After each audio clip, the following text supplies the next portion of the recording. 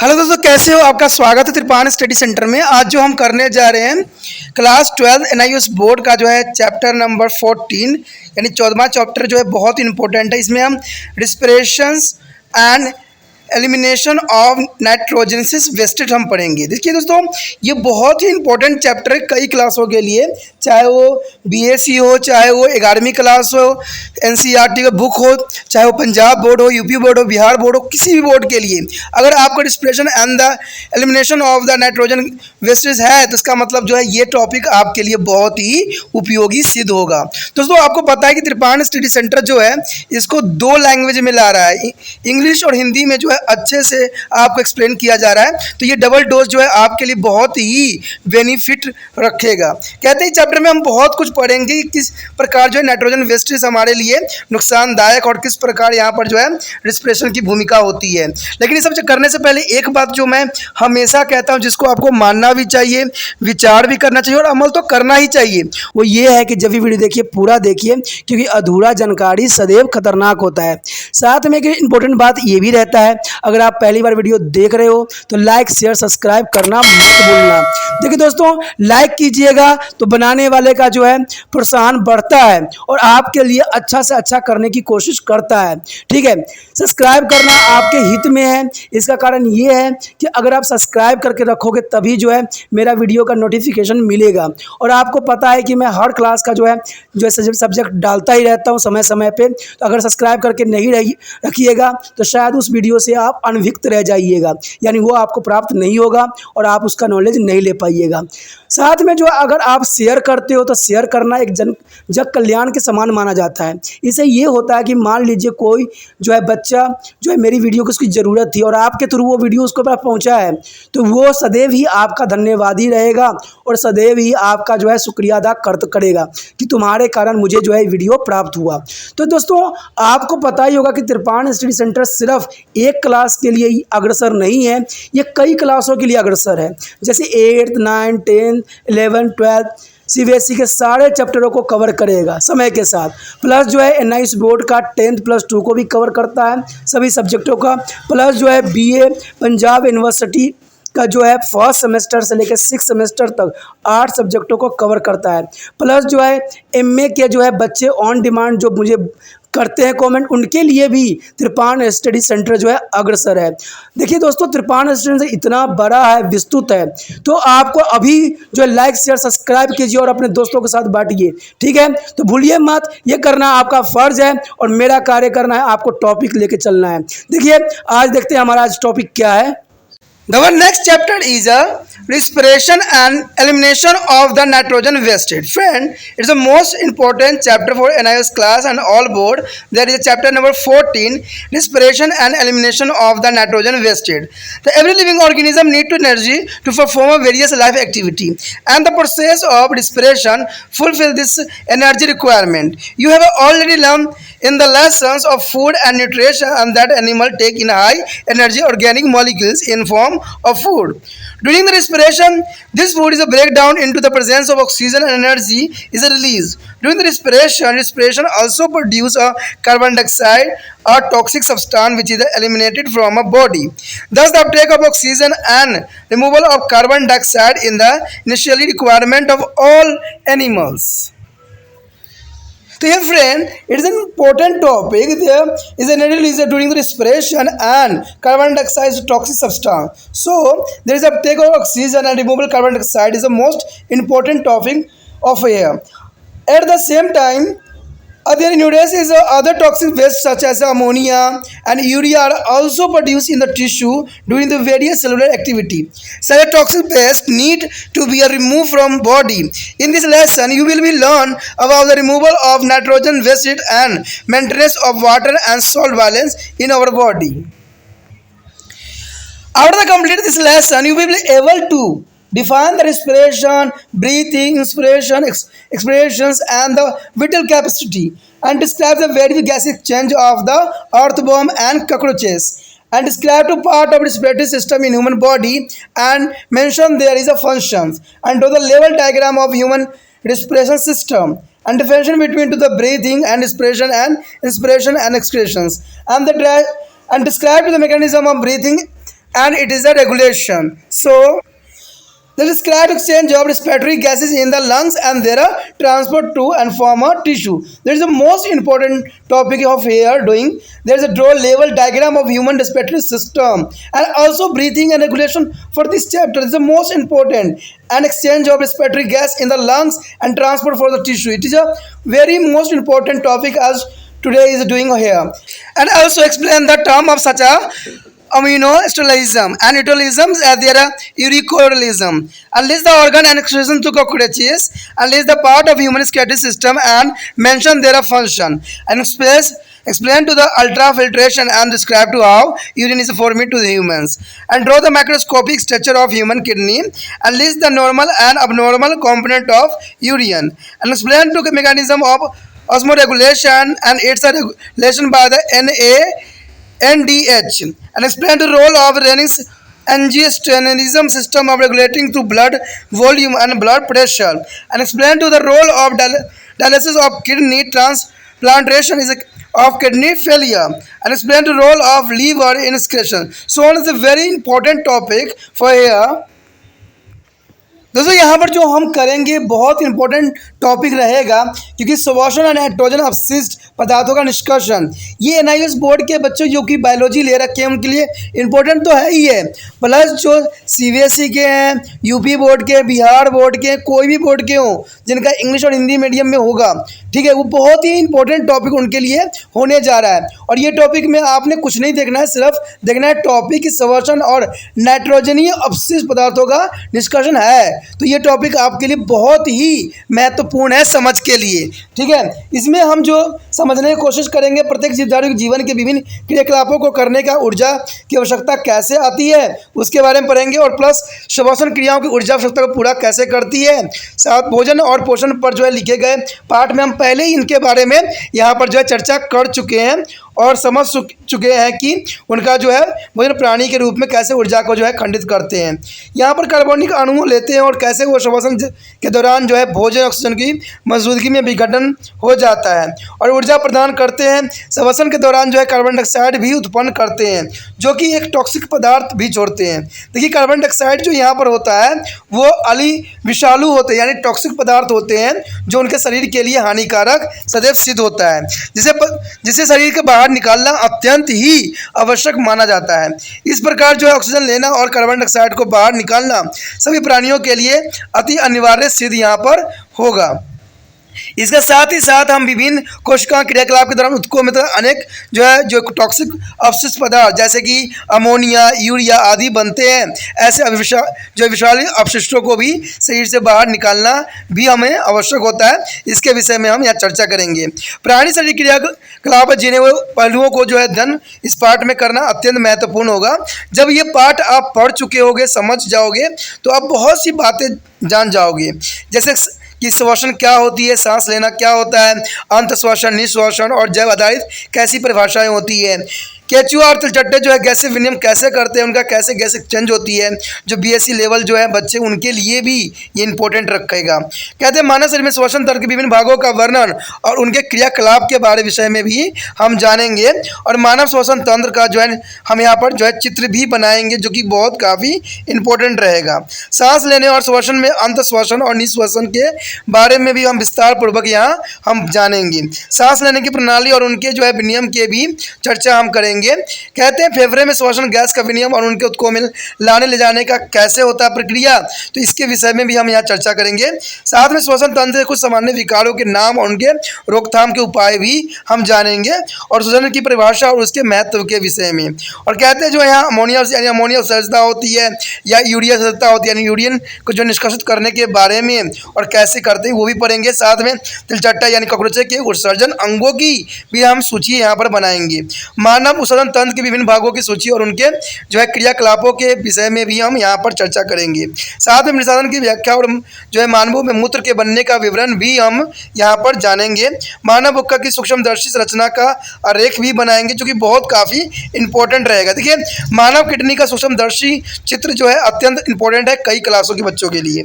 ठीक है, मूत्र के सामान्य और असामान्य खंडों की सूची बनाएंगे और प्राशन और निमन प्रणाली की व्याख्या और एडीएच के बारे में भी हम जानेंगे। प्लस रुधिर आयतन, रक्त दाब के विषय में चर्चा करेंगे और सबसे इम्पोर्टेंट यहाँ रहेगा डायलिसिस। डायलिसिस मतलब होता है अपोहन करेंगे कि जो है किडनी की प्रतिरोपण की भूमिका कैसे रखती है। साथ में जो है उत्सर्जन की जो है लीवर की भूमिका का भी यहाँ पर जो है हम यहाँ विस्तार से चर्चा करेंगे। तो इतना इम्पोर्टेंट टॉपिक होगा हमारे लिए। तो हमारा पहला टॉपिक यहाँ पर क्या आता है देखते हैं।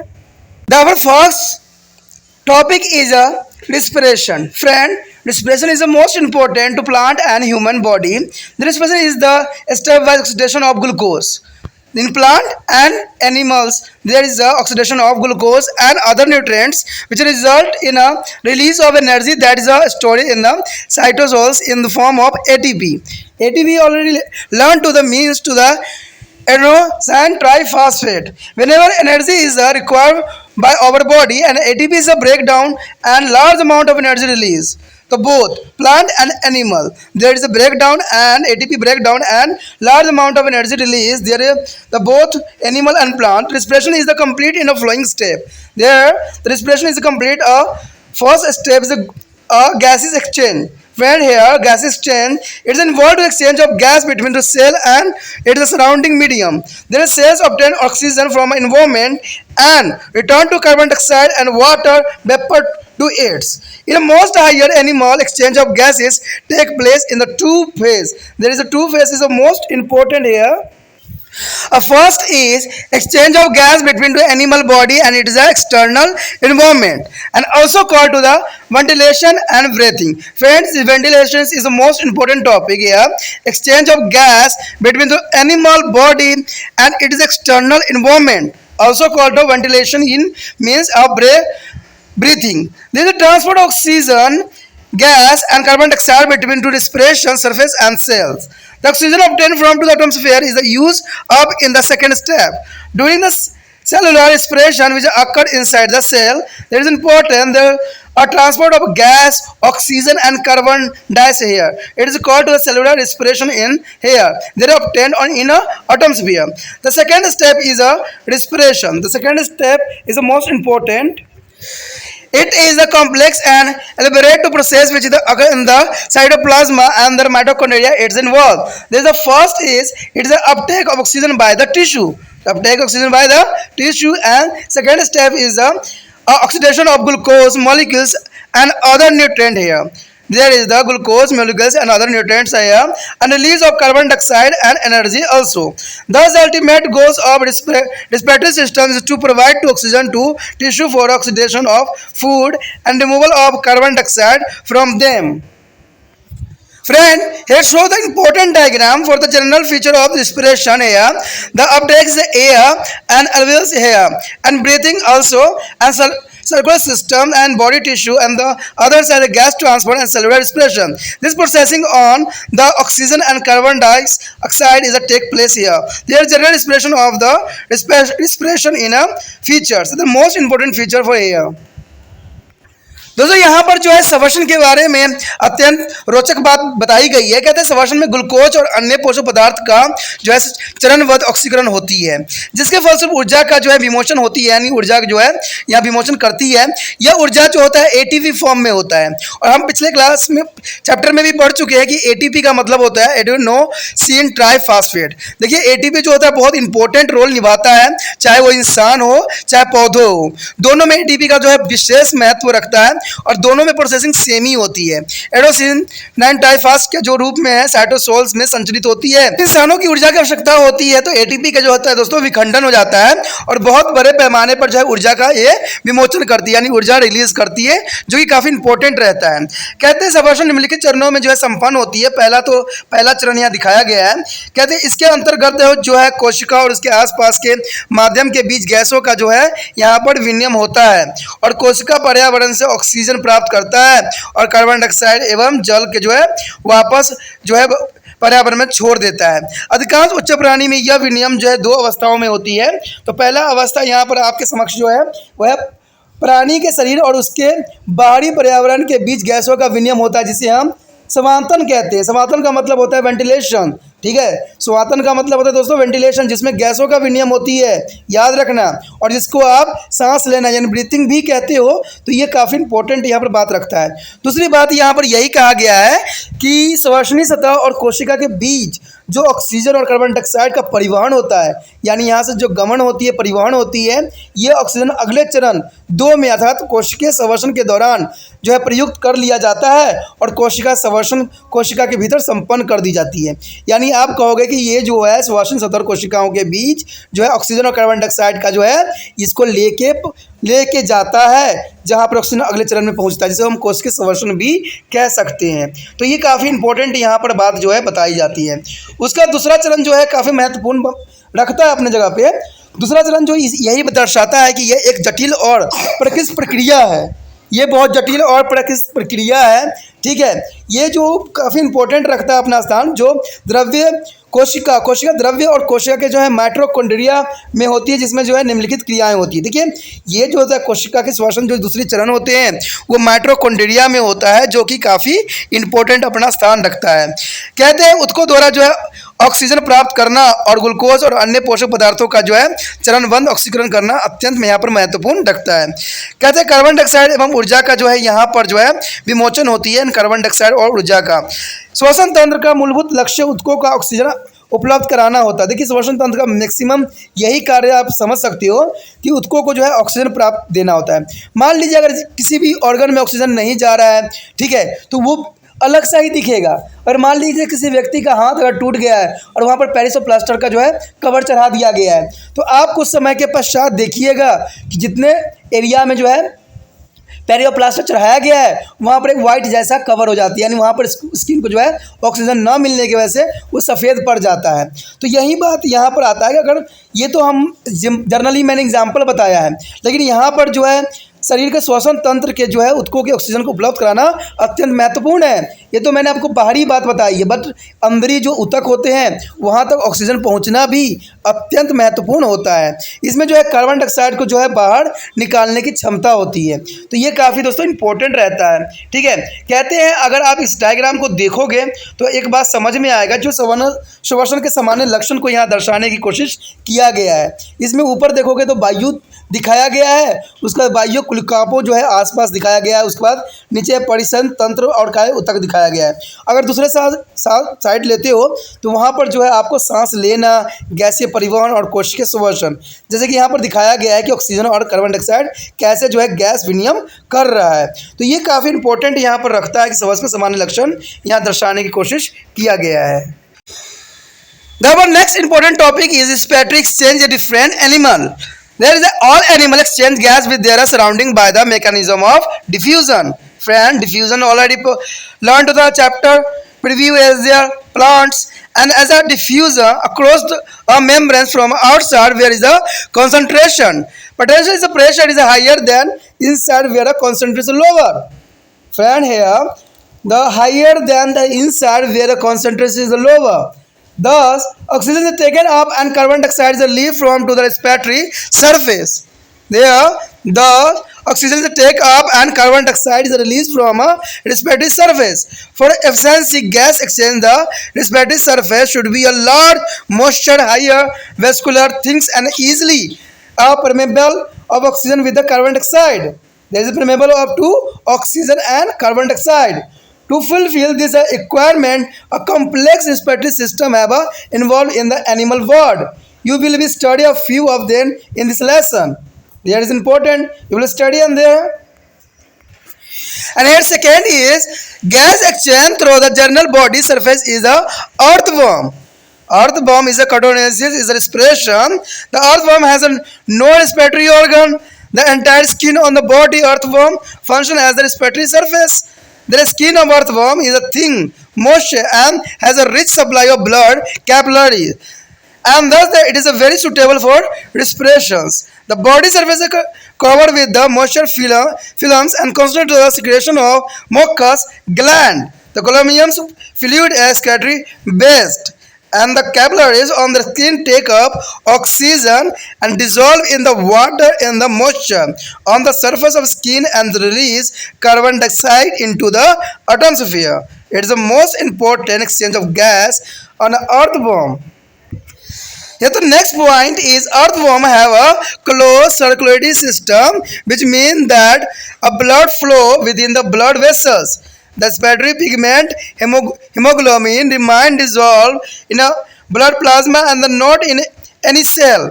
In human beings and other vertebrate, is a hemoglobin is inside of RBC. There is important. RBC is only the human body, but is not about things. Is a earthworm. The RBC is present. There is a regular thermic contraction of blood vessel which help in their circulation by the blood, and hence it is a transport of dissolved gas in a body. There is circulation of the blood and hence there is a transport of dissolved gas in our body. दोस्तों यहाँ पर जो है पहला point में यही बात पे यहाँ पर बताया गया है कि विभिन्न प्राणियों में श्वसन विधियाँ। देखिए यहाँ पर हम विभिन्न प्राणियों को लेंगे और उनके श्वसन की कैसे करते हैं उसके बारे में जो है चर्चा करेंगे, जो कि बहुत ही महत्वपूर्ण बात है। यहाँ पर कहते हैं सभी प्राणी विसरण की विधि द्वारा अपने पर्यावरण से गैस का विनिमय करते हैं। ये आपने पहले ही पढ़ चुके हो विसरण, ठीक है, डिफ्यूजन के बारे में, जो कि हमने प्लांट के पौधे के चैप्टर में किया था, जो कि बहुत इंपॉर्टेंट था। विसरण के बारे में हमने जाना भी था। कहते हैं गैस झिल्ली में से होकर बाहर की तरफ से जहां उसकी सांद्रता आंशिक दाब अधिक होती है, भीतर की तरफ जहां उसकी सांद्रता अपेक्षा कम होती है विषम तरफ पहुंच जाती है। यानी प्रेशर जहां हाई होगा लोअर की तरफ वो पहुंचेगा। ये बहुत ही इंपॉर्टेंट बात यहां पर आता है। कहते हैं इस प्रकार जो है श्वसन सतह पर से जो है ऑक्सीजन ग्रहण कर ली जाती है और कार्बन डाइऑक्साइड बाहर निकाल दी जाती है। प्रभावी ढंग से जो है गैस विनिमय के लिए श्वसन सतह जो है विस्तृत, नम, अत्यधिक जो है संवहनी युक्त, पतली और जो है ऑक्सीजन एवं कार्बन डाइऑक्साइड के लिए सरल रूप से परमगत होती रहती है। यानी ये जो है कंटिन्यू चलती रहती है यहाँ पर प्रोसेसिंग। कहते हैं इस आवश्यकता की पूर्ति करने के लिए प्राणी जगत में विभिन्न प्रकार के जटिल श्वसन तंत्रों के विकास हुआ है और इसके बारे में हम यहाँ जो है डिस्कस भी कर रहे हैं। कहते हैं सबसे पहले तो हमारे समक्ष आता है केचुआ। देखिए केचुआ में शरीर के सामान्य सतह पर गैस विनिमय त्वचा श्वसन कहलाता है, यानी कॉन्ट्रिकॉन्स रेस्पिरेशन कहलाता है। यानी त्वचा के द्वारा जो है केचुआ अपना ऑक्सीजन लेता है। देखिए बहुत विशेष बात है, जैसे मछली जो होता है गलफेरे द्वारा लेता है, यानी गिल के द्वारा जो है ऑक्सीजन का विनिमय करता है। उसी तरह जब यहाँ पर केचुआ की बात आती है, केचुआ जो होता है अपनी स्किन से जो है ऑक्सीजन ग्रहण करती है। ये शायद आपको शायद पता भी हो या ना भी हो, आप यहाँ पर पढ़ोगे तभी समझ में सब बात आई है, ठीक है। क्योंकि त्रिपाण स्टडी सेंटर जो है कई मायने में आपको सही बात बताने की कोशिश करता है और सही इन्फॉर्मेशन देता है। तो आपका भी दोस्तों फर्ज है कि त्रिपाण स्टडी सेंटर को जो है आगे बढ़ाने के लिए आप चैन बन जाइए। यानी आप जो है वीडियो अपने दोस्त तक शेयर कीजिए, दोस्त जो है अगले दोस्त तक शेयर करेगा, क्योंकि ये इंपॉर्टेंट टॉपिक है, ठीक है। और ये कहते हैं ना ये अच्छी बात है, पढ़ने लिखने की बात है, समझ की बात है, ना तो इसमें कोई राजनीतिक है ना कोई इसमें आप गलत बात है। ये तो बच्चों का ज्ञान के रूप में आपके समझ प्रस्तुत हुआ है। त्रिपाण स्टडी सेंटर का सिर्फ एक ही उद्देश्य है कि ये वीडियो जो है हर एक बच्चे तक पहुँचे जिनकी ये ज़रूरत है वीडियो, ठीक है। तो सोचिए नहीं, विचार ना कीजिए, इसको अपने व्हाट्सएप स्टेटस पे लगाइए और ये दूसरे बच्चे तक पहुँचाने में मेरा हेल्प कीजिए, ठीक है। तो ये बहुत इंपॉर्टेंट बात आता है। केचुआ जो है सांस जो है अपनी स्किन से लेता है। केचुआ श्वसन अंग नहीं होते, उनकी संपूर्ण त्वचा का है श्वसन सतह की भांति ही कार्य करती है। त्वचा जो है पतली, नम और उसमें भरपूर रुधिर कोशिकाएं मौजूद होती है। अंततः यह त्वचा श्वसन के लिए पूरी तरह से उपयुक्त होती है। दोस्तों त्वचा जो है श्वसन के लिए पूरी तरह से जो है बना हुआ होता है। कहते हैं शरीर की सतह पर नमी की एक परत होती है। यह परत श्लेष्मा ग्रंथि के श्वेत देहगुहा यानी तरल पदार्थों को जो है उत्सर्जित अपशिष्ट पदार्थों की होती है।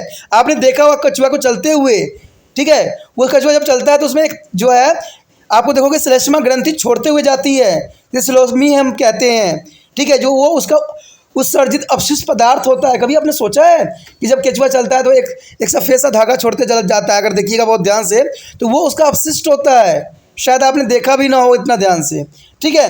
कहते हैं त्वचा में स्थित कोशिका जो है त्वचा पर मौजूद जल में घुली हुई ऑक्सीजन को तो ग्रहण कर ही लेता है और जो है ऑक्सीजन और कार्बन डाइऑक्साइड को बाहर वातावरण में छोड़ देता है। देखिए त्वचा में स्थित कोशिका त्वचा जो होती है मौजूदा अगर जल में वो रहता है, अगर नमी क्षेत्र में रहता है तभी भी वो ऑक्सीजन जो है ग्रहण कर ही लेता है, तभी तो जो है वो अंदर जो है धरती के अंदर रहने में काफ़ी सक्षम रहता है।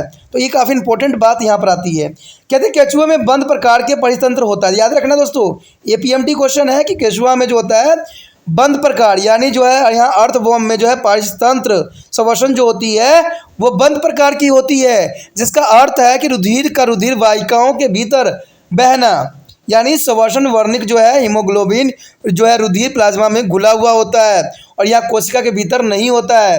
मानव और अन्य कोशिकाओं में जो होता है हीमोग्लोबिन आरबीसी के भीतर होता है। आपको पता है कि हमारा ब्लड जो है रेड है, बट केचुआ में कोई जो होता है ऐसा होता ही नहीं है। क्यों? क्योंकि उसमें आरबीसी होता ही नहीं है, रेड ब्लड सेल्स होते ही नहीं है। तो ये भी काफ़ी इंपॉर्टेंट बात यहाँ पर रखता है कि हम जैसे इंसानों में जो है मानव में जो है आरबीसी पाया जाता है, यानी हीमोग्लोबिन के कारण ही जो आप रेड देखते हो, ब्लड को लाल देखते हो, वो हीमोग्लोबिन की उपस्थिति के कारण ही ऐसा संभव होता है। ठीक है, कहते रुधिर वाहिकाओं में जो है नियमित रूप से संकुचित होता रहता है, जिससे रुधिर परितंत्र में सहायता मिलती है और इस प्रकार जो है शरीर में घुली हुई गैसों का परिवहन भी सहायता मिल जाती है। तो ये काफ़ी इंपॉर्टेंट बात यहाँ पर दर्शाने की कोशिश की गई है। ठीक है, साथ में कहते हैं जो मेढक में भी उसकी नम त्वचा के जरिए ही थोड़ी बहुत त्वची श्वसन या त्वचा के माध्यम से श्वसन होती है। मेढक में त्वची श्वसन जो है विशेष रूप से शीतोष्ण के दौरान होती है, जब वह सर्दी से बचने के लिए निष्क्रिय हो जाते हैं। हालांकि मेढक मुख्यतः फेफड़े से सांस लेने वाली प्राणी है। याद रखना दोस्तों, ये जो होता है मुख्यतः फेफड़े से सांस लेने वाला प्राणी है, लेकिन मेढक भी उनकी नम त्वचा के जरिए थोड़ा बहुत जो है त्वची श्वसन यानी त्वचा के माध्यम से श्वसन हो जाता है। तभी जो फ्रॉग जो है वो स्थलीय जीव में भी होता है और जलीय जीव के अंतर्गत भी आता है, यानी वो पानी में भी रहने में सक्षम है और धरती पे भी रहने में सक्षम है, क्योंकि मैक्सिमम जो सांस लेता है फेफड़े से ही लेता है, लेकिन जो इसका जो है त्वचा श्वसन होती है तो उसके द्वारा भी वो सांस ग्रहण कर लेती है। तो ये ऐसे जीव बहुत कम देखने को आपको मिलेगा। Here a exceptional case, even frogs show the continuous respiration. Friend, there is a skin respiration through the skin.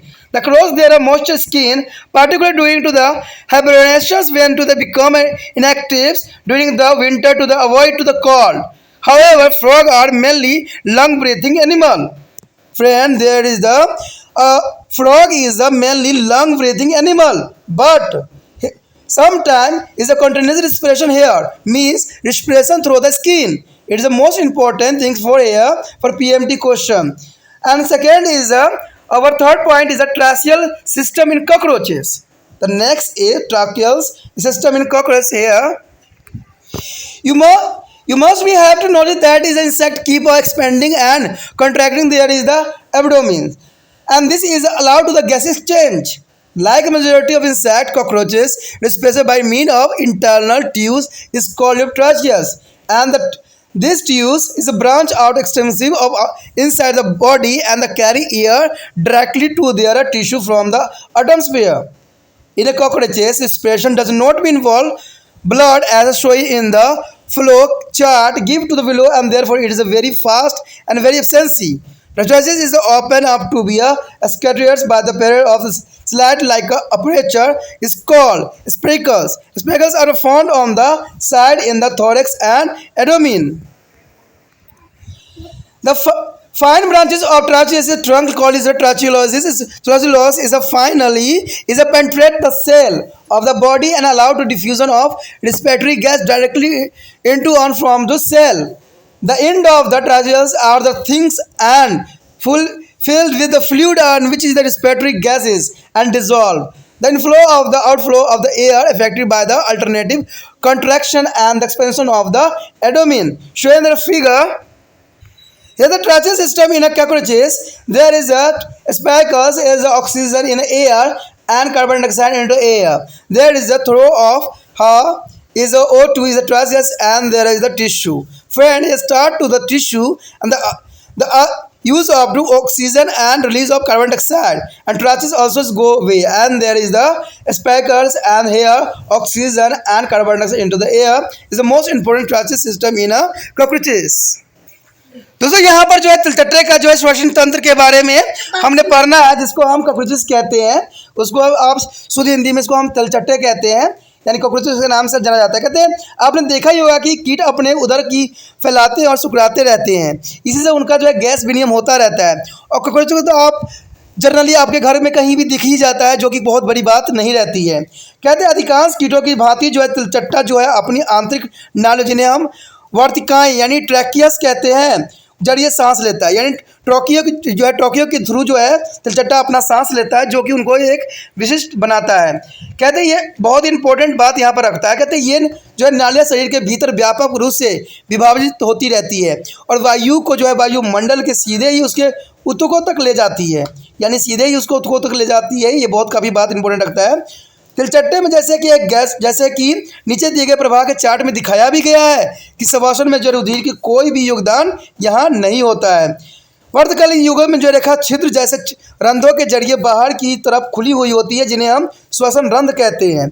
ये श्वसन रंध्र जो है वक्ष के उदर तथा पार्श्व में खुलते रहते हैं, जो कि आपको देखने में दिख सकता है।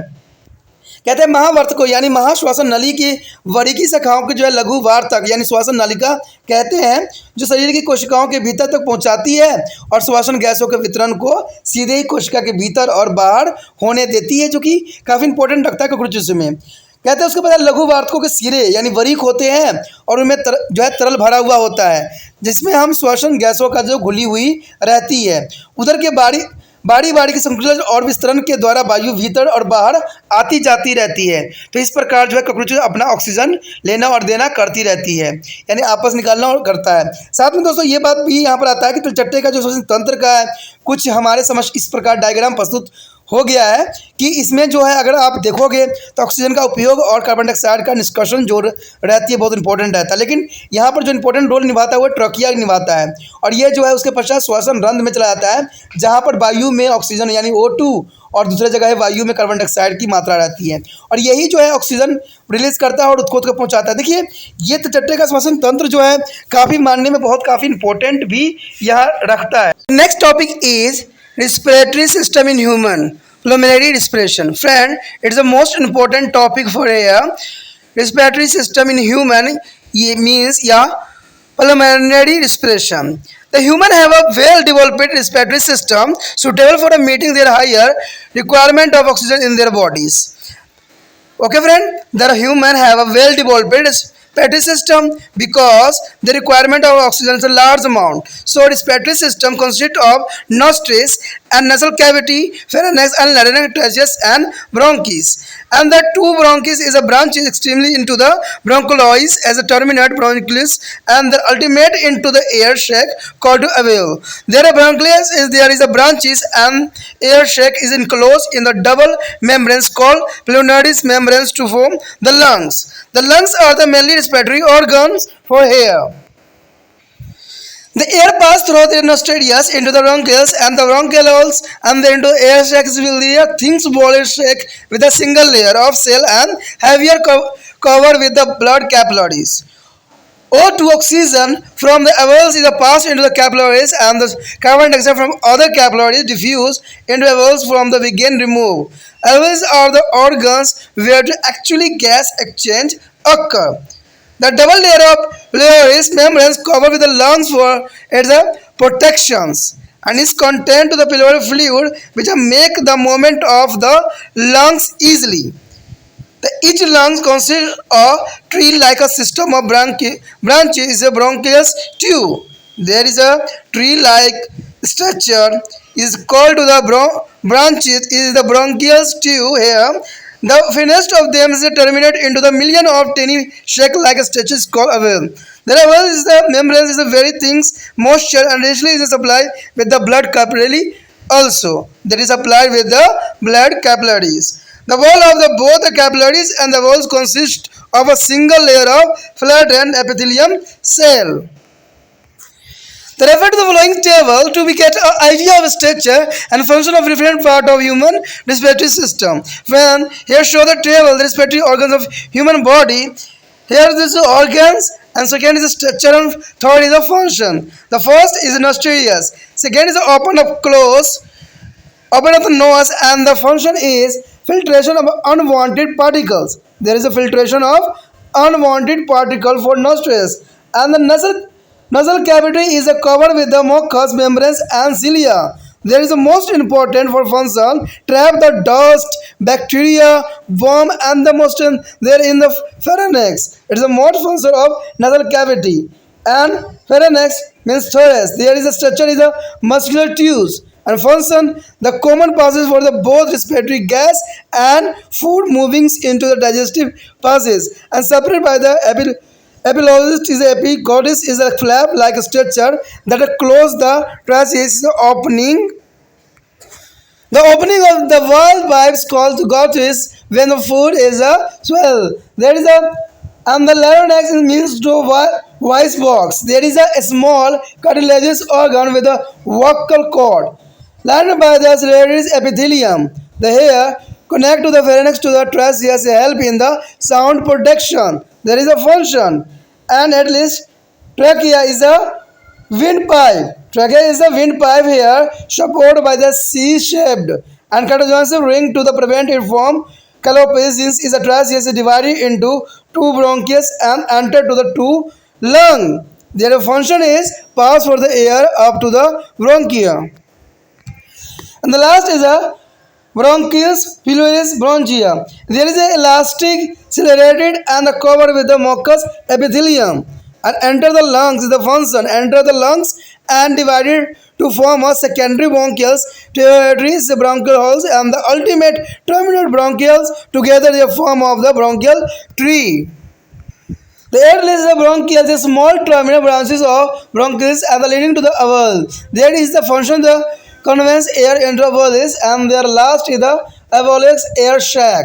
The alveolar air sac is the most important part, supply with the blood, capillary and thin moisture. There is a work function is exchange of gas. There is a function of exchange of gas. Here shown in this diagram, here show the human lungs. There is a larynx, trachea, cartilaginous rings, bronchioles and pulmonary venous, pulmonary arteries for here. And other side is a large diaphragmatic microscopic structure. The trachea and primary branches and the ventricular branch of pulmonary venous and capillary network also present here. Alveoles, annuals, sections, air sac, inframembranes, and alveolar ducts, and the arteries branches of the pulmonary arteries, and bronchioles and tertiary bronchioles, secondary bronchioles. There is the most important for here, but next is a difference between the breathing and respiration. Friend, it's the most important topic for the any class. The difference between the breathing and respiration. The first is a breathing, and second is a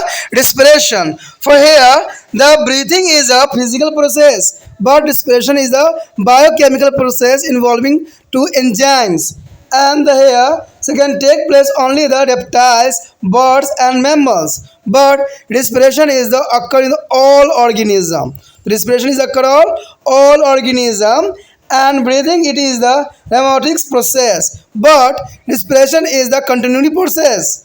Therefore, point it is on extracellular process.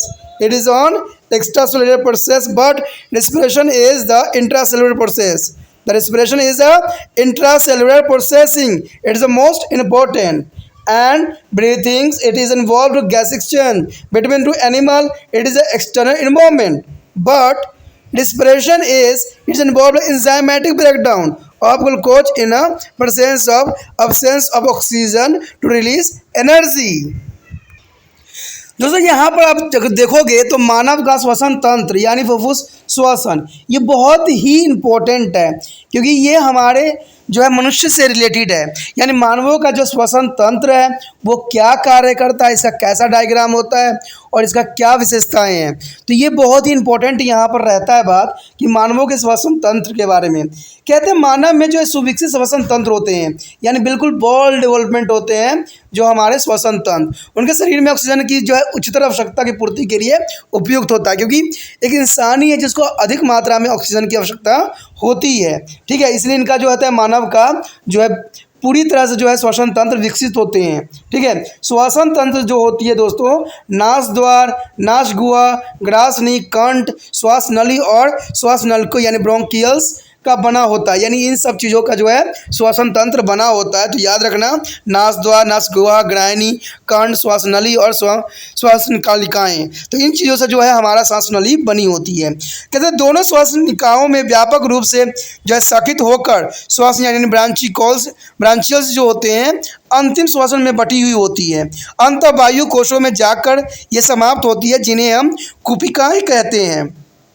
कुपिकाएँ जो होती है काफ़ी important होते हैं। कहते हैं श्वसन नलिकाओं की उनकी शाखाओं और वायु कोशों के चारों तरफ एक दोहरी झिल्ली होती है, जिसे हम फुफ्फुसी झिल्ली भी कहते हैं, यानी इसको फुफ्फुस झिल्ली कहलाता है, जिससे हम फेफड़े बने होते हैं। ये फेफड़े जो होते हैं इसी फुफ्फुस झिल्ली से बने हुए होते हैं। अगर आप डायग्रामेटिक देखोगे तो आपको इसको क्लैरिटी आपको और भी आ जाएगी, ठीक है, कि ये फुफ्फुस झिल्ली जैसे बने होते हैं। फेफड़े प्रमुख श्वसन अंग होते हैं मनुष्य के लिए, यहीं से जो है सारा ऑक्सीजन ग्रहण करते हैं। कहते हैं वायु नासद्वार में होकर श्वसन नली और वायु कोशों तक पहुंचाती है, और वायु कोश जो है कोशिकाओं की केवल एक परत से बने होते हैं, और उनमें बड़ी मात्रा में जो है रुधिर कोशिकाएं पहुंचाई जाती है। कहते हैं ऑक्सीजन जो है कुपिकाओं से कोशिका तक पहुंचाती है, और अन्य कोशिकाओं से जो है कार्बन डाइऑक्साइड कुपिकाओं में चली जाती है, ताकि उसे वहां से बाहर निकाला जा सके। क्योंकि कुपिका ही वे अंग होते हैं जिनके भीतर गैस का वास्तविक विनिमय होता है। दोस्तों ये पीएमटी क्वेश्चन है कि जो कहते हैं कि वास्तविक जो है गैस विनिमय कहाँ होता है, तो वो कुपिका में होती है। ये बहुत ही इम्पोर्टेंट यहाँ पर क्वेश्चन बनता है, जिसको आपको समझना चाहिए, क्योंकि कहते हैं पढ़ने से हम कोई भी कंपटीशन जो है आसानी से कर सकते हैं, चाहे वो आपका पढ़ाई लिखाई कंपटीशन हो या जॉब के लिए हो। इन्हीं में से क्वेश्चन पूछा जाता है। आईपीएस हो, यूपीएस एग्ज़ाम हो, सभी एग्ज़ामों में ऐसे ही क्वेश्चन पूछे जाते हैं। तो आप लोग कन्फ्यूज हो जाते हो कि भाई कहाँ से पूछा गया कब। जब ध्यान से आप टॉपिक पढ़ोगे तो आपको हर बात जो है यहाँ समझ में आएगा, क्योंकि त्रिपाण स्टडी सेंटर सिर्फ एक ही बात कहता है कि आपको अगर समझ में आता है दोस्तों, अच्छे से समझो, शांत मन से समझो, ये बहुत ज़रूरी है, ठीक है। कहते हैं कि अगर आप सोचोगे कि आजकल डिजिटलाइज की दुनिया है, आजकल हर जगह डिजिटल किया जा रहा है, तो इतने वो लोग इतने विस्तार से आपको समझाएंगे जो आपको पल्ले ही नहीं पड़ेंगे, और पल्ले पड़ भी गया तो कहते हैं एग्जामिनर पूछता कुछ और क्वेश्चन है और आप आंसर कुछ और दे के आ जा रहे हो, पूरा वेरिफ नोट दे रहे हो, तो एग्जामिनर भी बेचारा पागल ही हो जाएगा कि हमसे पूछा था मैंने कुछ और है, उसने पूरा विस्तार से मार दिया है, तो वो नंबर आपको नहीं देगा। एग्जामिनर सिर्फ इतना कहता है कि आपको जो बताया गया है, जो समझाया गया है, उसी की जो है आंसर दीजिए, ठीक है, फालतू का आंसर नहीं मानता है। तो बच्चे आजकल पता है क्या सोच रहे हैं कि मैं जितना डिजिटलाइज देखूंगा उतना मुझे जल्दी समझ में आ जाएगा। नहीं दोस्तों, जो सिलेबस आपका बना हुआ है ना, आप उसी को अगर ढंग से पढ़ लेते हो ना, तो आप जैसा वेस्ट कोई नहीं है। कहते हैं बहुत के चक्कर में आप अपना ही सिलेबस छोड़ देते हो और आपका सिलेबस भी क्लियर नहीं हो पाता है, ठीक है। तो इसका मतलब है कि आप बहुत से ज्ञानों से जो है अधूरे रह चुके हो और आपका जो है वेल डेवलपमेंट नहीं हुआ है। मैं देखता हूँ यूट्यूब पे देखो चाहे कहीं भी देखो, ऐसे ऐसे वीडियो हैं जो काफ़ी आधुनिकता को दर्शाती है, लेकिन मेरा विचार है कि अगर आप अपने टॉपिक अपनी किताब को ही पढ़ लो तो वो ही आपको बहुत ज्ञान देने के लिए पर्याप्त है। क्योंकि एनसीईआरटी हो, सीबीएसई हो, एनआईओएस हो, यूपी बोर्ड हो, बिहार बोर्ड हो, कोई भी बोर्ड जो है अपना सिलेबस बच्चों के रिगार्डिंग ही सेट किया जाता है। अगर मान लीजिएगा जो नर्सरी क्लास के बच्चे हैं, अगर हम उसको एक का जो है फॉर्मेशन सिखाने के जगह पर हम उसको जो है बनाना एप्पल के स्पेलिंग सिखाने लग जाएं, तो बच्चा कहाँ से पढ़ लेगा, कहाँ से समझ में आ जाएगा उसको। तो ऐसा ही बड़े क्लास में भी होता है। बड़े क्लास के जो बच्चे होते हैं 10वीं 11वीं 12वीं के जो होते हैं, उनका माइंड थोड़ा सा अलग सोचने लग जाती है। तो कहते हैं इतना आधुनिकता में जाने की आवश्यकता नहीं है, अगर आप अपना टॉपिक समझ लेते हो तो वही बहुत बड़ी यहाँ पर बात आ जाती है, ठीक है। और साथ में आपको पता है त्रिपाण स्टडी सेंटर एक बात हमेशा कहने की कोशिश कर रहा है कि आप इसको चैन बनाइए, ठीक है। आप करिए, अपने दोस्तों के साथ शेयर कीजिए, दोस्त जो है उससे शेयर करेगा, इससे क्या होगा एक चैन सी बनेगी और त्रिपाण स्टडी सेंटर जो है आपके लिए और भी अच्छा से अच्छा करने की कोशिश करेगा। क्योंकि मेरा रूल है, मैं इतना भी डिजिटाइज में नहीं जाऊंगा, क्योंकि मुझे पता है कि जो सफिशेंट है वही बच्चों के लिए बेस्ट है। कहते हैं इतना अधिक भी कर देने से कोई महान नहीं बन जाता है, और इतना कर लोगे तो तुम्हें कोई ज्ञान का भंडार नहीं मिल जाएगा। कहते हैं धीरे धीरे ही ज्ञान जो है आपका विकसित होगा, ठीक है। जब आप देखते हो भी होगे कि सरकार जो है आए दिन रूल रेगुलेशन चेंज कर रही है, तो लोग भी आजकल बहुत इरिटेट हो चुके हैं। तो वही बात मैं आपको भी कहता हूँ, अधिक रूल रेगुलेशन हर तरह के वीडियो देखने लग जाओगे ना, तो आप खुद ही कंफ्यूज हो जाओगे, ना घर के रहोगे ना घाट के। आगे कहते हैं कि फेफड़ों की सुरक्षा के लिए अनेक ऊपर दोहरी परत वाली जो है फुफ्फुस झिल्ली चढ़ी हुई होती है, और उसके भीतर जो है फुफ्फुस तरल भरा हुआ होता है, जिसके कारण फेफड़े के भीतर गति सहज हो जाती है। प्रत्येक फेफड़े जो है सकित जो है श्वसन नालिकाएं का एक वृक्ष जैसा तंत्र दिखता है। अगर आप फुफ्फुस जो है अगर उसका डायग्रामेटिक अध्ययन करो तो आपको दिखेगा कि एक वृक्ष की जो है ब्रांचेस की तरह दिखेंगे, यानी तनाव की तरह दिखेगा, जो कि एक अलग ही पहचान इसको बनाता है। उसमें से सबसे अधिक बारीक श्वसन के लाखों सूक्ष्म कोशी जैसी संरचनाओं में पहुंचकर समाप्त होती है, जिन्हें हम कुपिका कहते हैं। कुपिका का मतलब दोस्तों होता है कि लाखों सूक्ष्म कोशी जो होते हैं उस रचना में पहुंचकर समाप्त जहाँ पर होता है उसी को कुपिका का नाम दिया गया है। कुपिका की झिल्ली बहुत पतली होती है और बहुत ही नम्र होती है और उन पर जो है रुधिर कोशिकाओं की भरपूर जाल बना हुआ होता है, यानी उस पर देखोगे तो ब्लड का एक वेसल्स बने होते हैं, बहुत से जो है वेव्स बने होते हैं, जाल से बने होते हैं। तो ये बहुत काफ़ी इंपॉर्टेंट रहता है कुपिका को समझने के लिए। कुपिका के ऊपर देखिए याद रखना दोस्तों कि ब्लड का जो है जाल सी बनी होती है। कोशिकाओं और कुपिकाओं दोनों ही की भित्तियाँ चपटी एपिथेलियम कोशिका केवल एक ही परत की बनी होती है। या कोशिकाएं हो या कुपिका, दोनों ही भित्ति चपटी होती है, एपिथेलियम कोशिका की केवल परत की बनी होती है। तो ये बहुत ही इंपॉर्टेंट बात आपके समक्ष रखता है। अब हमारे समक्ष जो है एक टेबल आपको दिख रहा होगा। ये टेबल जो है बहुत काफ़ी इंपॉर्टेंट है। इसमें हम देखेंगे कि किसका क्या कार्य है और कैसी संरचना होती है, यानी मानव के शरीर के श्वसन अंग की क्या जो है अंग है, संरचना और कार्य के बारे में जो है हम यहाँ पर डिस्कस करेंगे। सबसे पहले आता है हमारा नास द्वार। ठीक है, नास द्वार की संरचना जो होती है, नाक का द्वार छिद्र होता है जहाँ से सांस ग्रहण की जाती है। इसका कार्य देखिए क्या होता है। कहते हैं अवांछनीय कणिकाओं को भीतर न जाने देना, धूल जीवाणुओं को वहीं रोक देता है। और ठीक है, तो ये काफ़ी इसका इम्पोर्टेंट कार्य दर्शाता है। उसके बाद नासागृह। नासागृह जो होती है वो श्लेष्मा झिल्ली और जो है पक्षभिकाओं से ढकी हुई होती है। अब श्लेष्मा झिल्ली का क्या होती है, तो पतली सी झिल्ली बनी होती है। ये ग्रासनी के भीतर जाने वाली वायु को जो है गर्म कर देती है। यह नाक के अंदर हमारे बॉडी के फेफड़े के अंदर जाता है तो जो है ये जो है ना आपको जो झिल्ली जो मैं बता रहा हूँ श्लेष्मा झिल्ली, वो हवा को गर्म कर देती है, तभी जाकर हमारा नाक फेफड़े तक जाती है तो थोड़ा सा गर्म हवा बन के जाती है, नहीं तो हम बीमार पड़ जाएंगे अगर ऐसा नहीं होगा। तो कहते हैं ना सबका कार्य विशिष्ट होती है, मनुष्य से अधिक उसका शरीर जो है अच्छा काम करता है। उसके बाद है ग्रासनी यानी गला। ये देखिए क्या करता है, ये पेशी नली को करता है। पेशी नली होती है इसकी संरचना, और इसमें जो होता है श्वसन गैसों और पाचन मार्ग में जाने वाली भोजन दोनों के लिए सामान्य मार्ग के रूप में होता है। यानी ग्रासनी नाली तो पता लग ही गया कि ग्रास होती है इसमें। कहते हैं दोनों के लिए सामान्य मार्ग होते हैं। ये दोनों जो है मार्ग घाटी ढक्कन के अलग अलग बने रहते हैं। और कहते हैं घंटी जो है घंटी ढक्कन और पल्ले जैसी संरचना होती है जो भोजन को निगलते समय श्वसन नली रंध्र यानी वाद्य नली द्वारा जो है बंद कर दिया जाता है, यानी जो वाइस वाले होते हैं उसके द्वारा बंद कर दी जाती है। कहते हैं कि ये घंटी ढक्कन एक पल्ले जैसी संरचना होती है, जो कि काफ़ी इंपॉर्टेंट भी यहाँ रखता है।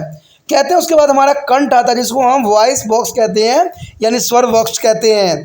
एक छोटा सा उपस्थिल अंग जिसके साथ वक्र रज्जु लगे होते हैं। इसमें जो है पक्ष विकाएं एपिथेलियम का सतर लगा हुआ होते हैं, सतर के साथ ये बना हुआ होता है। इसमें कहते हैं ग्रहणी की श्वसन नली के साथ जोड़ता है और स्वर उत्पन्न करने में मदद करता है। इसी की वजह से जो है आप बोल पाते हो, यानी कंठ स्वर बॉक्स ही के नाम से ही पता लग रहा है कि ये स्वर उत्पन्न करने की ये कोई जगह होगी। उसके बाद है हमारा पांचवा जो है श्वसन नली। देखिए श्वसन नली जो होती है वायु नली कहलाता है, जिसको आप नाम से ही पता लग रहा है श्वसन नली यानी सांस की नली। अब इसका स्ट्रक्चर क्या है, देखिए इसमें सी आकार के उपस्थित बल्ले बने होते हैं जो इसे जो है कड़ा बना देता है, बहुत ही टाइट बना देता है ताकि यह चिपक न जाए। श्वसन नली दो श्वसन नली में विभाजित हो जाती है जो दोनों फेफड़ों में चली जाती है, जो कि काफ़ी इंपॉर्टेंट रखता है यहाँ पर। कहते हैं इसका कार्य जो होता है श्वसन नलियों तक का वायु मार्ग तक ये जाती है, तो काफ़ी इंपॉर्टेंट है। उसका 6वां पॉइंट जो हमारे समक्ष है वो है श्वसन नली यानी ब्रांकियल्स प्लूरा ब्रांचीज। इसका मतलब है प्रत्यक्ष जो है इसका स्ट्रक्चर होगा प्रत्यस्थ होता है, पक्षविकाएँ होती है और श्लेष्मा झिल्ली से ढकी हुई होती है। कहते हैं दोस्तों इसका जो कार्य है फेफड़े में प्रवेश करती है और विभाजित होकर द्वितीयक श्वसनीय यानी तृतीय श्वसनली और अंततः अंतिम श्वसन नली बनाती है। ये सब मिलकर जो है श्वसन नली वृक्ष बनाती है। यानी मैंने पहले ही बताया था कि वृक्ष की भांति ये दिखती है। तो ये सारे मिलकर जो है श्वसन नली वृक्ष बनाती है, जो कि काफ़ी इंपॉर्टेंट यहाँ पर बात रखता है। उसके पश्चात हमारे समक्ष है श्वसन नलिका, ब्रोंकियल्स। देखिए श्वसन नलिका भी अपना स्थान विशेष रखती है, क्योंकि कहते हैं श्वसन नलिकाओं की अंतिम शाखा जो कुपिकाओं में प्रवेश कर जाती है उसी को कहते हैं। और इसका कार्य क्या होता है, क्या फंक्शन होता है, ये वायु को कुपिकाओं तक ले जाती है दोस्तों। वायु को जो है कुपिकाओं तक पहुंचाती है, जो कि इतना विशिष्ट अच्छा कार्य माना जा सकता है। उसके बाद है कुपिका यानी वायु कोश। वायु कोश, कोश का मतलब आपको समझ गए होंगे, ठीक है। ये पतली होती है, नम्र होती है एवं रुधिर कोशिकाओं से युक्त होती है।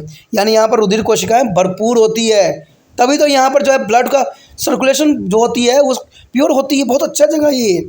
यहाँ पर गैसों का विनिमय होती है, समझे। विनिमय का मतलब आदान प्रदान, यानी यहीं पे जो है ब्लड प्योर होती है, ठीक है। हार्ट में नहीं होती है दोस्तों, याद रखना। लंग्स के जो है कोशिकाओं में, जहाँ वायु कोश में वायु जाता है, यहाँ जो है पतली होती है, रुधिर कोशिकाएं भी युक्त होती है, खून जाता है वहाँ। जैसे आपने गिल्स में भी देखते होंगे कि पानी जैसे प्रवेश करता है तो उसमें जो मिला हुआ ऑक्सीजन होता है, गिल्स जो होता है उसमें ब्लड सर्कुलेशन होती है, तो वो अब्जॉर्ब कर लेता है ऑक्सीजन को और जो है ब्लड को प्योर कर देता है। ऐसे ही मनुष्य में भी होता है। तो मैं कहा ना कि बहुत सी चीज़ें जो होती है हमारे जैसे सबके होते हैं, लेकिन कहते हैं ना कि थोड़ा सा चेंजेस होते हैं। तो कुदरत ने इतना चेंज किया है, यही इसलिए किया है कि वो जो है किसी और कैटेगरी में आते हैं, हम किसी और कैटेगरी में आते हैं। अब यहाँ पर जो है एक डिजिटलाइज जो है आप देख सकते हो डायग्राम, जो कि बहुत ही खास और बहुत ही सही तरीक़ा से दिखाने की कोशिश किया गया है। देखिए यहाँ पर जो है पहला तो आप डायग्राम देख रहे होंगे, इसमें लसिका कंठ श्वसन नली उपास्थि वल्य दिखाई देगा और जो है श्वसनी भी दिखाएगा आपको, और फुफ्फुस शिराएँ और फुफ्फुस धमनियाँ भी आपके दिखाने की कोशिश किया गया है। और आगे जो है इसका वृक्ष लाइक स्ट्रक्चर दिखाया गया है, जिसमें आपको जो है कुपिकाएँ सब कुछ दिखेगा।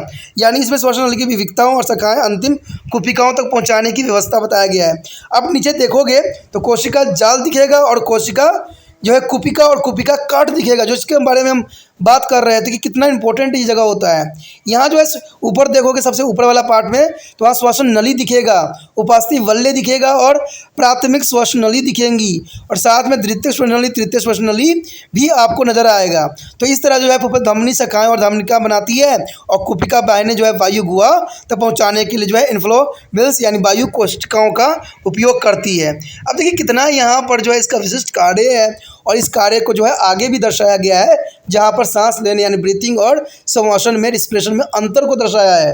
अब देखिए ये दोनों चीज़ें जो कितनी इंपॉर्टेंट यहाँ रखती है बात, यानी ब्रीथिंग क्या है और रिस्पिरेशन क्या है। सांस लेना और श्वसन, सांस लेना जर्नल बात बताई जा रही है, श्वसन साइंटिफिक बात बताई जा रही है। लेकिन अब इसमें डिफरेंस क्या है ये जानना आपके लिए अत्यंत महत्वपूर्ण है, चाहे वो 8th 9th 10th 11th किसी क्लास के बच्चे हों। ये कई जगहों पर मैंने देखा है और बताने की कोशिश भी की है कि ब्रीथिंग रेस्पिरेशन का डिफरेंस एग्जाम में आ ही जाता है।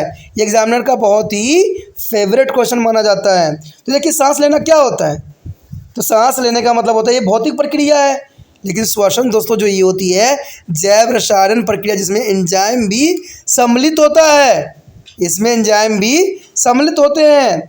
उसकी बात कहते हैं केवल जो है सरीसृपों यानी सांपों में, पक्षियों में और स्तनधारियों में पाए जाते हैं, लेकिन श्वसन जो होते हैं सभी जीवों में पाया जाता है, यानी हर एक में ये पाया जाता है।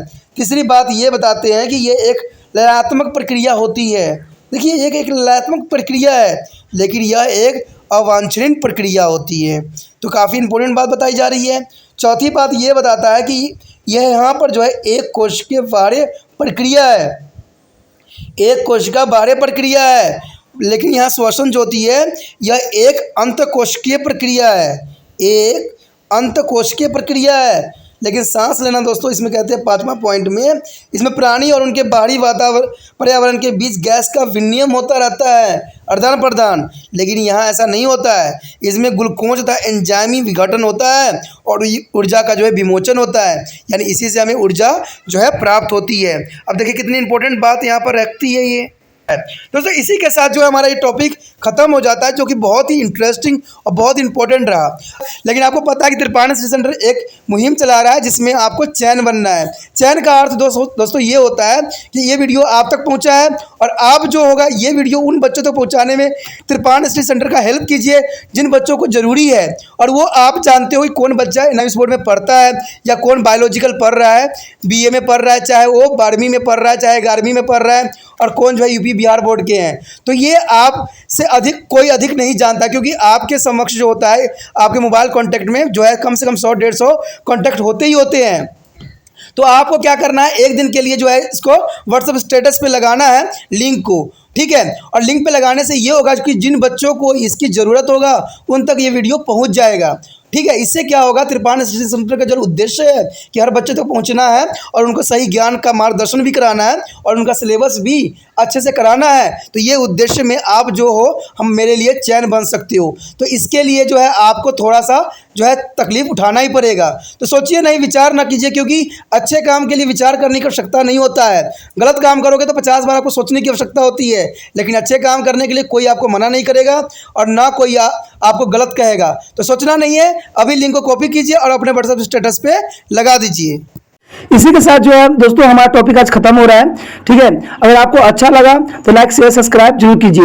अगर पहली बार अगर आप वीडियो देख रहे हो, पहली बार मेरे चैनल पे आए हो, तो सब्सक्राइब करना आपका फर्ज बन जाता है। सब्सक्राइब करने से ये होगा कि जो भी मैं आप क्लास के रिगार्डिंग कोई भी वीडियो डालूंगा उसका नोटिफिकेशन जो है समय समय पर आपको प्राप्त होता रहेगा। अगर सब्सक्राइब नहीं कीजिएगा, अगर आप दोबारा से त्रिपाठी स्टडी सेंटर पर आने की कोशिश कीजिएगा तो वहाँ पर आप त्रिपाल लिखिएगा तो जो है वो त्रिपस कर देगा, ठीक है। जो आप गूगल पर सर्च करोगे त्रिपस कर देगा, जिससे वजह से आप जो है मेरे वीडियो का जो है फायदा नहीं उठा पाओगे। तो सोचिए मत, विचार मत कीजिए, सब्सक्राइब कीजिए। आप सोचते होइएगा कि मेरे जो एग्जाम खत्म हो जाने के मेरा क्या जरूरत है त्रिपाठी स्टडी सेंटर से, ठीक है, तो इसलिए सब्सक्राइब नहीं करने का सोचिएगा। लेकिन दोस्तों ऐसा नहीं है, त्रिपाठी स्टडी सेंटर जो है बहुत हेल्पफुल है। क्यों? क्योंकि ये जो है आपके 8th class 9th 10th 11th 12th जो आर्ट्स के सब्जेक्ट को कवर करता ही है, प्लस जो है ये एनआईसी बोर्ड के जो है 10th प्लस 2 को भी कवर करता है। साथ में बीए जो है फर्स्ट ईयर से लेकर 6 सेमेस्टर तक बच्चों के लिए ये अग्रसर रहेगा 8 सब्जेक्ट में। तो सोचिए नहीं, विचार नहीं कीजिए, काफी जो है त्रिपाठी स्टडी सेंटर का फायदा ही फायदा है, ठीक है। अगर आप मुझे प्रोत्साहित करोगे तो आपके लिए मैं तरह तरह के वीडियो बनाऊंगा जो आपको फायदा पहुंचाएगा। एग्जाम के तौर पर मैं आपको जो है पेपर भी आपको सोल्यूशन करके दिखाऊंगा जो आपके लिए फायदेमंद रहेगा। अगर नहीं सब्सक्राइब कीजिएगा, मेरा मनोबल घटेगा, तो हो सकता है कि आपको फिर दोबारा मैं नया वीडियो बनाऊं और आपको फायदा ना पहुंचाऊं। तो अभी भी नहीं सोचिए, मेरा जितना आप फैलाइएगा, जितने दूसरे बच्चों के साथ शेयर कीजिएगा, उतना जो है मैं आपके लिए कार्य करने में अग्रसर रहूंगा, ठीक है दोस्तों। इसलिए सोचिए मत, विचार मत कीजिए, अभी सब्सक्राइब कीजिए और अपने व्हाट्सएप स्टेटस पे लगाइए और दूसरे बच्चों के साथ भी शेयर कीजिए, ठीक है दोस्तों। अपना ध्यान रखना।